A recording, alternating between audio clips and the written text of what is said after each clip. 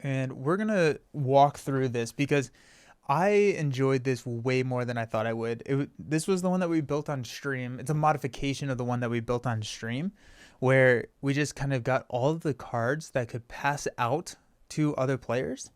And because Adam can bring in a card from or from 4 different aspects, and then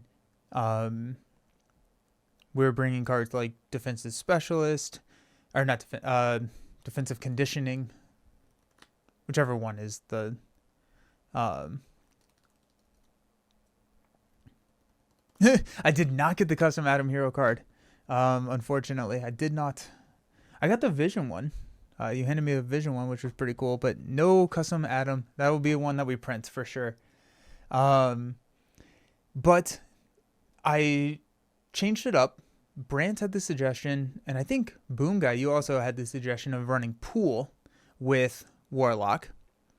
I got the special rare version of Vision that nobody got. Yeah, I'll pull out Vision here in a second and showcase that. And then also I played with, and I don't know their handle, but Chris, who was using a Adam Warlock deck with Resource Reserve. So Resource Reserve is one of our new cards. So after any player can spin the resource card attached here, and we can exhaust resource reserve, tuck a resource card from your hand under here to a maximum of 1. So resource reserve is a way that you can pass out resources to other players. Now, this is where it gets fun. So this is one of the things that we're using. And then we're running Innovation. So after you spend this card, heal 1 damage from an ally you control. And then we've got Effective Leadership. Those are blue resources. Whenever you spend this card to play an ally, that ally gets +1 thwarts and +1 attack. We've got Audacity. After you spend this card, deal 1 damage to the villain, as well as Aggressive Energy for our red resources. Don't have any green resources. We do have Strength, Energy, and Genius that we can tuck under Resource Reserve, which is pretty cool. And then we've got the pink resources: Self-Control, Self-Confidence, and Self-Preservation. So what this allows us to do is any of these resource cards we can tuck under here, and then anybody can use them. And if we have somebody else with like full health, they can use the self-preservation as a triple. And so it's like a helicarrier, but it's a triple helicarrier. And so with all of these, you're able to tuck these because it's an action to tuck. You can put it out there at the start of the player phase, and then anybody can use it. This is not a solo deck. This is a 4-player deck, by the way. So you can do that. So those are the resources. The other fun trick about this is that you can use, where is it? Quantum Magic. We have 2 of these to go grab resource cards. So Quantum Magic is a Adam card. Choose a card in your discard pile, add that card to your hand. It's a 1-cost event. And the entire idea around this is enabling other players to do what they can do to be successful. So you can use Quantum Magic to grab a triple. Usually if you're using Quantum Magic to grab a double, you are net even because this is a 2 effective resource card and you're grabbing a double. However, if you grab a triple, you're up if you're using it. But also you can use Quantum Magic to grab a strength and then pass a strength to somebody else. And the ability for players to ramp if they just have 2 to 3 extra resources a turn is insane. You can pass all the special resources from each aspect: defensive energy for your protection buddy, aggressive energy to boost attack. Yes. Got a big sideboard. Absolutely. Yeah. It's, I was thinking of, I don't love the protection events or the protection resources. And so I didn't grab those, but I do like the sideboard idea because if you are running with somebody that has like a flow like water deck, grab defensive energy and throw it in there. Support decks are super strong in Marvel Champions. They really are. We also have a Beast. So Beast, whenever you play him, you can go find a resource card, grab Self-Preservation, tuck it under Resource Reserve. Really strong. really, really strong. And then somebody can play a Helicarrier for free.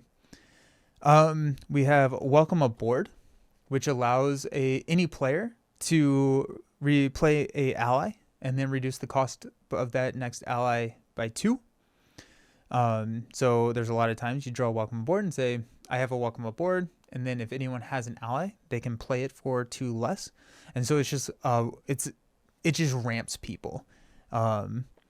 We've got, I'm just pulling out all the ramp cards right now. We got a Maria Hill, because Maria Hill is very good.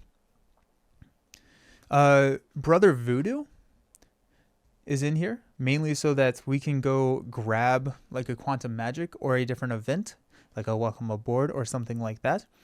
Brother Voodoo would probably be the protection card that I would cut if we were running like a defensive energy or something along those lines. And then like, I will say Audacity, I don't love Audacity, but it is another resource card to tuck under resource reserve. So while like I would pretty much tuck any of these other cards over in Audacity, you can use Audacity to tuck here if you don't have anything else, and then it becomes a helicarrier, right? It's 1 resource that deals the damage, which is kind of nice. But if I have an Audacity or a Strength, I'm tucking the Strength, and I'll use the Audacity because a Strength is going to benefit somebody better than an Audacity would. The other thing that I would say is you could run the power of protection, etc. If you wanted to. I would just probably sideboard those and then add them in if you are running alongside a player that has a really heavy protection cost curve. So if you're running with somebody with like multiple mans and then they have like a lot of high cost protection allies and they're stop hitting yourselves and stuff like that, it may be worth subbing one of those in for like a Brother Voodoo or one of the other resource cards. You can finally give other people Everyday Hero. Nice. Yes, exactly. Speaking of giving other people stuff, we got Plot Convenience, which I think this was Boom Guy's suggestion here. It's either Brant's or Boom Guy's suggestion.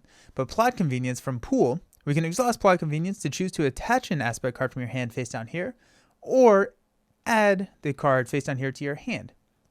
And any player can trigger this ability. So not only are you passing resources to other player, that was you. It was a beautiful suggestion. It worked so freaking well, dude. Yes, it worked so well because then we started passing around like stick-to-itiveness. So I can exhaust and tuck stick-to-itiveness, and then next round someone can exhaust it and take stick-to-itiveness and play it on their Captain America build. And when I played this with Pool, I only played it with Pool 1 time. The Captain America player was also playing stick-to-itiveness, and stick-to-itiveness, you can have multiple of them. I think this is the only way you can actually trigger it, but stick-to-itiveness is not a unique card, but it is a max 1 per deck card, but it's not max 1 per player. So their cap had a stick-to-itiveness, but if we tuck it under here and they take it, there's no rule around them having 2 of these. They just have to get it somewhere else, and you can do it by stacking them. And so you can pass out stick-to-itiveness. You can pass out pretty much anything that you want. But I'm pretty sure everything else was kind of already able to kind of pass out. So like we have team training to raise allies by +1 hit points, boot camp to give them +1 attack, and you can play these under any player's control. And so I would find like the leadership player or the ally swarm player is probably a better way to say that, and drop these on them. We've got the aggressive conditioning as well as a combat training. So +2 health, +3 hit points. So that's something that I passed that to the Captain America player because, they're just swinging a ton, but they were running Pool, so they didn't have access to these plus hit points. I put a defensive conditioning in here. I did not put a armored vest, mainly because I like the +3 hit points part of this. And if someone's running protection, they probably have an armored vest, but this works also really well for Adam. So there was a lot of games where I would actually just play this on Adam because I was using Adam's basic activation to defend a lot. Just because his 1/1/2 style line is not super exciting. So I was playing this on Adam so that I could defend and stay in hero form, which helped. We've got hold on. Oh wait, I have 2 defensive conditionings in here. 2, 4, 6, 7. So pull up. I would actually swap this out for a defensive energy. It would probably be my immediate thought. Actually, yeah.